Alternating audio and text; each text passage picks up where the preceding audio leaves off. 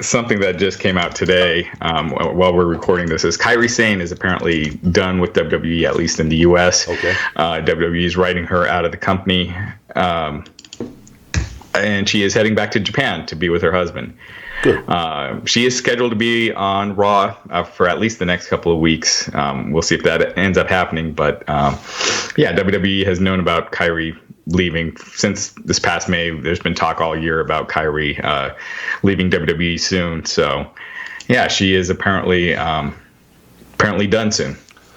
No, that's I say all the power to her. Again, go home, be happy. There's wrestling over there, and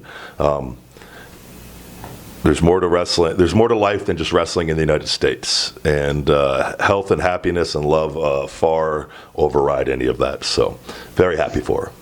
Yeah. Also this week, Edge, he discussed his triceps injury that he had that got worse during his match with Randy Orton at Backlash. He talked about, he says that the match happened straight through. There weren't retakes, and that he basically went into the match with his triceps already partially torn. And during the match, when Randy Orton hit the second RKO, that's when the injury happened. So, torn triceps, he's going to be out for a while, but he definitely plans on coming back. Yeah, and I think with Edge, and I saw the promo that he did where he was sitting by the turnbuckle a couple weeks ago. Was it a couple weeks ago, I think? Where he was sitting in the ring, yeah, up close shot of him, and time away, really, and you could just see he's always been great. I think more than ever, and I know from when I talked to Cody briefly, storytellers really stand out in 2020, and if you know how to tell a story and you know how to verbally bring people in one way or the other, you really stand out. And Edge has always known how to do that. But I think we see, and you're like, man, Edge got way better. And I think he did get better. But I also think it's also reflective of the surroundings as well, that of what is missing in wrestling to a degree. And he knows how to speak really well. And I remember I watched that whole promo, and I was like, I didn't look at my phone once. I just watched, and I go, "Wow, he got me." And that's what you want with everyone, ideally, which it doesn't happen, unfortunately. And that's life. It's not going to happen with everyone. But he's it's unfortunate he's going to be gone for the amount of time that he is. But I have no doubt he's going to come back and be even better once again. He's just, the guy's great, man. That's why I told you before. I wish. When I remember being in Atlanta with my ankle injury and not coming back a year or two later, whatever, when he retired with Alberto, and I remember just sitting in the press box being, after everything and hearing everything that he was retiring, because I was like, man, that's another guy like not going to get to work with, like the Eddie Guerreros, I told you, the Chris Benoit's, the Ric Flairs, and these guys you want to be able to Undertaker share the ring with. And, I got to be in there with Cena quite a bit, and he's been in the ring with a lot of those guys. And I learned a lot being in the ring with John.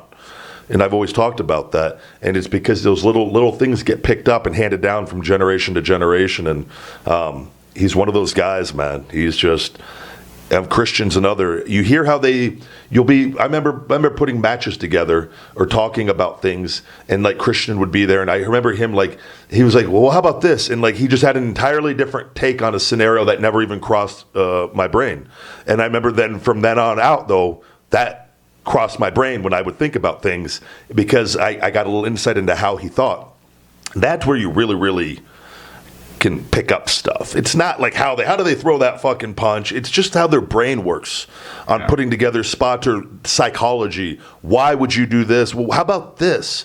And Edge is one of those guys, man. So he's I'm rooting for him.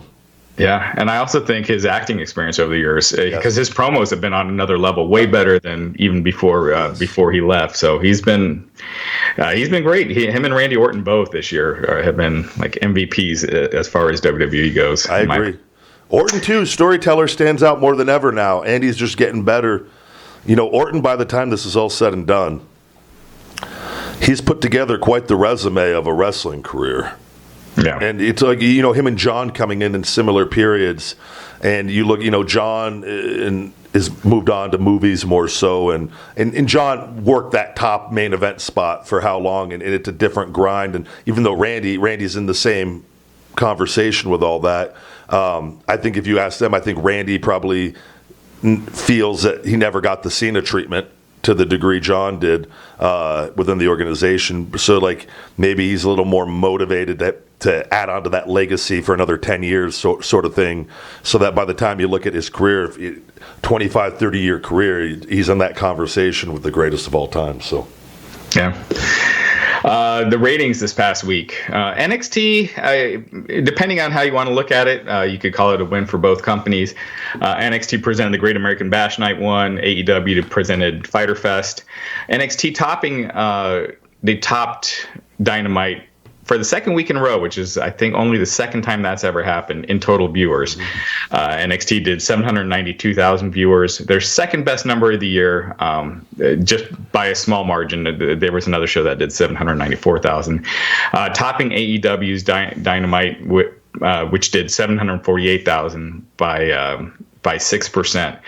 AEW was way up from last week. They were up 18% in total viewers. NXT was up slightly, 1%. So in total viewers, it was a win for NXT, but AEW actually won every demo except for 50 plus. So NXT had a ton of people 50 plus tuning in. AEW won all the other demos. They ranked number 6 in the cable top 150 in the 18 to 49 demo. And so they beat NXT 0.29 rating in the 18 to 49 demo, while NXT drew a 0.22. And again, you could look at the positives and negatives for both companies. For NXT, they've been going up in that demo. That's one of their better numbers in that demo. While AEW, in terms of total viewers, there was an episode a couple of weeks ago that beat it. That the 0.29 that they drew in the demo is not one of their better numbers. This year, it's post-pandemic. It's still good, but it's not for a heavily hyped show. It wasn't quite what you would expect. I mean, with the that's crazy to me. The NXT, the 50 plus viewers you're watching. The NXT. Yeah, that's the one thing that stands out. I think NXT's gone up 4 weeks in a row on total overall ratings, which is a good little bit of momentum for them. They're building on 4 weeks straight. Is 4 weeks straight of improved numbers as far as from total viewership. I know I saw Jericho made a comment on the 18 to 49 demo, which I guess if that is a thing and that is what advertisers look at, then obviously that's really important. I think you're still going to get people. The total viewership is always what people go by. If you read any sports article where they're talking about ratings, they're posting the total viewers. And even Raw and Nitro, when they were going head to head, it was always the total viewer rating that they were comparing, not the 18 to 49 demo. But yes, advertisers do look mostly at the 18 to 49 demo. Yeah. So I think it's just from an overall perspective looking at it, I think that it's all important. And I tell you, I like it. I like NXT beating AEW because I think it makes AEW have to think about what are they. I want both places, like this is competing with each other, because I want an AEW, and I think they understand that.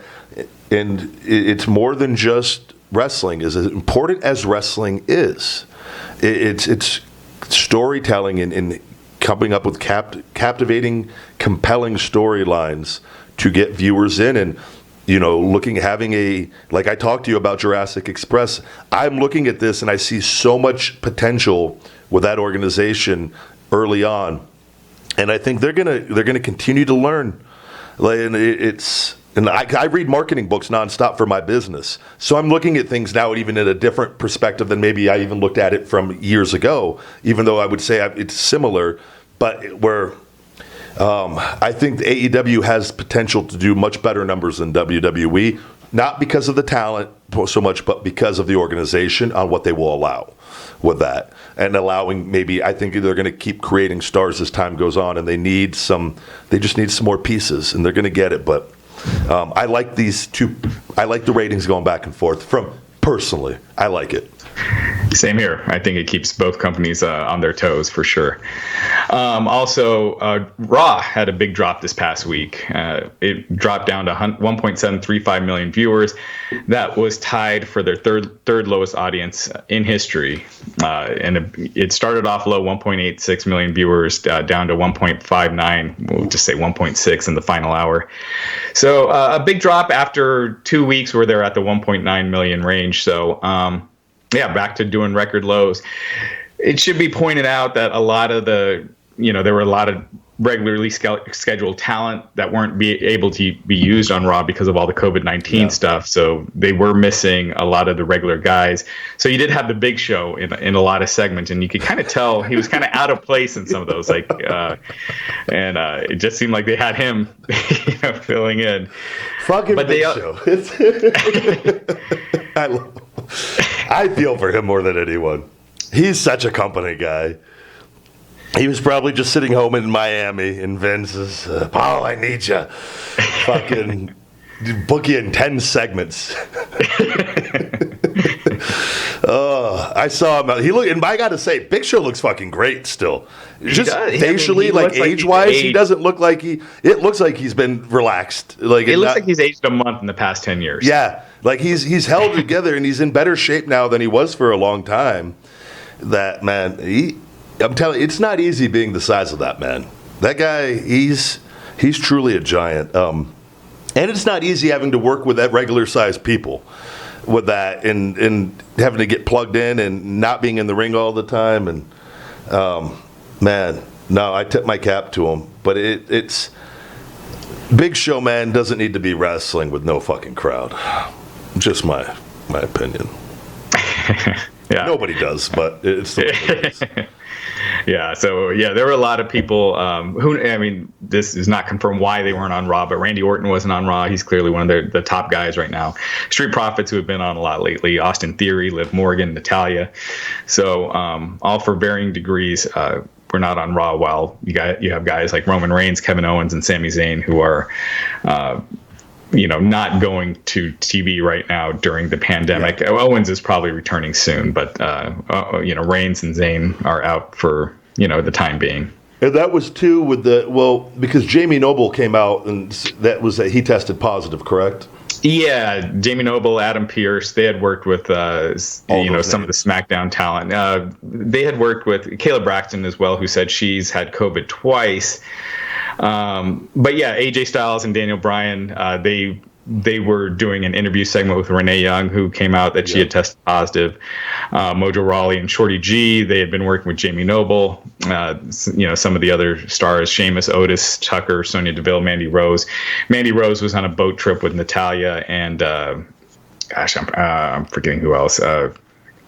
But anyway, Natalya was kept off for precautionary reasons. She had tested negative, but had a slight fever. So, yeah, I mean, it's kind of, everything's kind of in disarray right now as they're figuring this out. As we talked about this last week. They just now started testing for COVID. Before they were just doing temperature checks, and a lot of people tested positive. Yeah, and I think too with those names that you said, it could just be precautionary that they're negative. They're just sitting at home because they were working around people. And also, though, but I do look at it is WWE. They're not AEW on how they handle things. As far as I feel like probably handling it, AEW handles it far better. Just for what I would experience from how I know WWE works and the lack of concern for talent overall. That. I feel like they would take advantage of all the talent if they thought they were negative, too. Like they would have everybody there. But who knows? And who knows who wanted to stay home and who they asked to stay home. And it's either way, it's definitely hearing numbers of 12 to 24 on the amount of positive tests. I mean, who knows? It just seems like it's definitely not ideal circumstances, that's for sure. Yeah. SmackDown, meanwhile, was up quite a bit, 2.174 million viewers. That was the Undertaker episode, and that was the big reason. The first hour with the Boneyard match and the Undertaker stuff was really big, and it fell slightly in the second hour. But yeah, SmackDown being up, re-airing some of that newer old content has shown that it'll work as long as you say 2.7 or 2.17? 2.17. Okay. Yeah. No, that's kind of consistent with everything with SmackDown. Was Undertaker at that, by the way, or was it just no? He wasn't, right? Because I saw clips of just the talent, like with him on screen, which is just a weird way for a send off. Like it just leads me to believe that there will be something down the line far bigger, and when there's a crowd, when crowds are back. But we'll just have to kind of wait and see what happens with everything. There's so my personal opinion on everything now is like in the testing is it's like, what do you believe? There's so much information out there and what's really going on, and obviously the virus is real. How seriously threatening is it? I don't know if we'll ever fully get that information. There's testing that gets results in 15 minutes. There's testing that takes 5 days. A lot of places have 5-day testing in place still. Why? I don't know. It's hopefully WWE though just puts the talent first in this and takes care of them and is to their concerns and answers their questions and doesn't force anyone to do anything they don't want to do. Yeah. Yo, thank you guys for watching Ryback TV. If you could check out my Shooting Blanks Wrestling Report every Monday on all podcast platforms, Conversation with the Big Guy Ryback every Thursday morning on all podcast platforms, and Feed Me More Nutrition, my personal supplement line, available on feedmemore.com and Amazon. Save 10% with discount code YouTube10 and save stupid. Why couldn't you? Almost had it. I almost had the whole video done in one take. New customers, you can save 20% with discount code new customer on feedmemore.com. Get hungry, stay hungry, feed me more.